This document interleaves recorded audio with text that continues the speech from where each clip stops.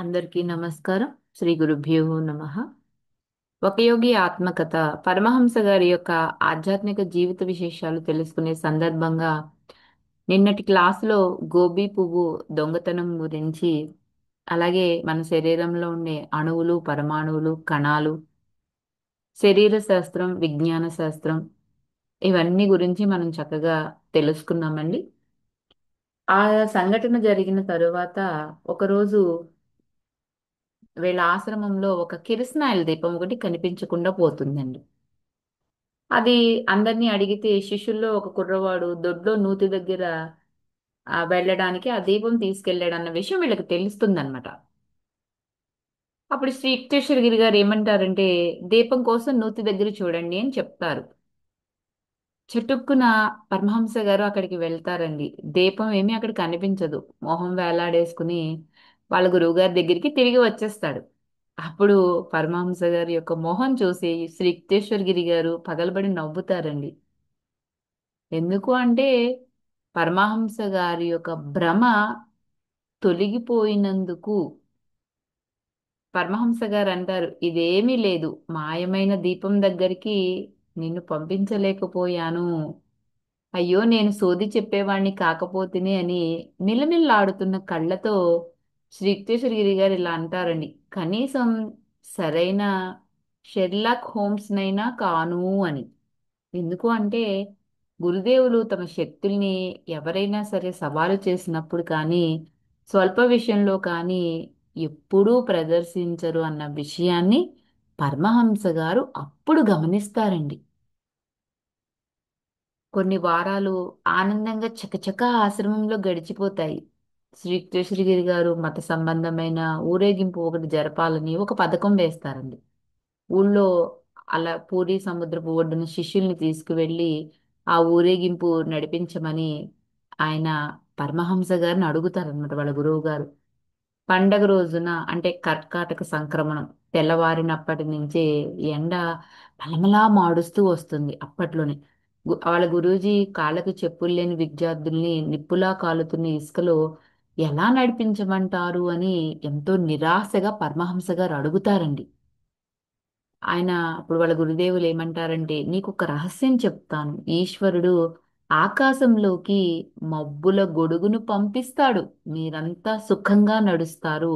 నేను సంతోషంగా ఊరేగింపు ఏ, అప్పుడు ఆ మాటలకి పరమహంస గారు ఎంతో సంతోషంతోనండి ఊరేగింపు ఏర్పాటు చేస్తారు.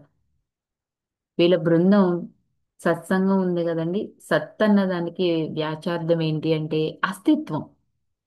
కాబట్టి సారం, సత్యం, సంఘ అన్న శబ్దానికి అర్థం ఏంటంటే కూటమి. వీళ్ళ సత్తు సంఘం ఉంది కదండి, వాళ్ళ యొక్క పతాకంతో ఆశ్రమం నుంచి బయలుదేరుతారు. అంటే వాళ్ళని శ్రీకృష్ణగిరి గారు తమ ఆశ్రమ వ్యవస్థను సత్సంగం అని పిలిచేవారనమాట. అంటే సత్యంతో సాంగత్యం అన్నమాట దాని అర్థం అండి. సత్సంగం అంటే సత్యంతో సాంగత్యం. శ్రీ విశ్వేశ్వరగిరి గారు రూపకల్పన చేసిన ఈ పతాకంలోనండి ఏకైకన ఒక నేత్ర చిహ్నం ఉంది. అదే సహజావ బోధం తాలూకు సారీ దూరదర్శక దృష్టి.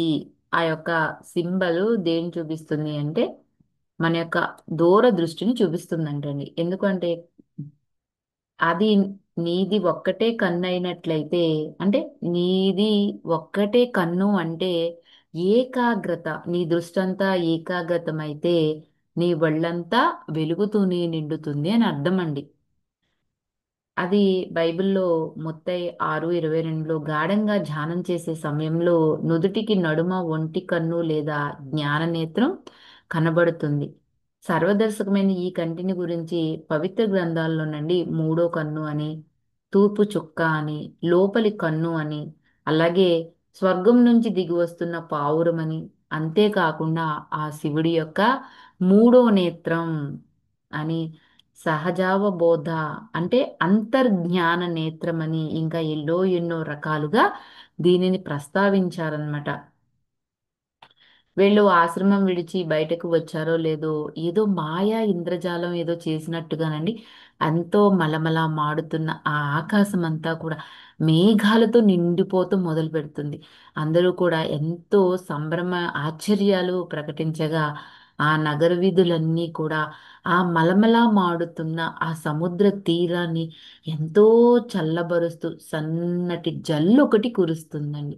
అలా 2 గంటలు ఆ ఊరేగింపు సమయంలో సేద తీరునట్టుగా ఆ జల్లులు చక్కగా పడుతూనే ఉంటాయి. వీళ్ళ బృందం అంతా ఆశ్రమానికి తిరిగి వచ్చిన తక్షణమే మబ్బులు వాన కూడా మటుమాయమైపోతాయండి. మరి మిగతాది రేపటి తెలుసుకుందాం friends. Thank you for watching.